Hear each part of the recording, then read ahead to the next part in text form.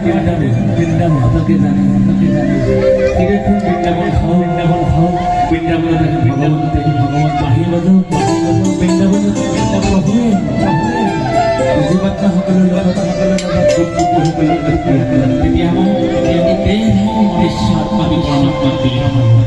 আমাৰ বৃন্দাবনলৈ উপাত্ত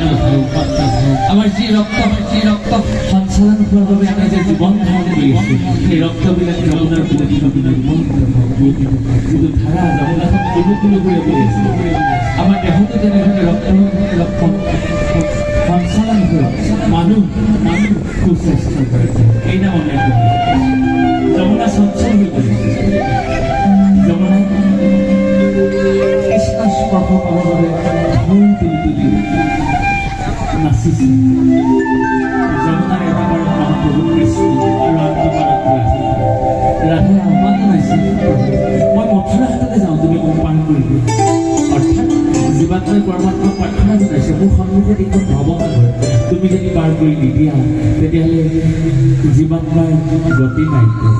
আমি ঈশ্বৰৰ প্ৰাৰ্থনা জনাইছোঁ তোমাৰ অমৃত স্বামত আমাক যদি এক গতিকা ঠাই নিদিয়া আমাৰ গতি নাই প্ৰভু এই নাম আমি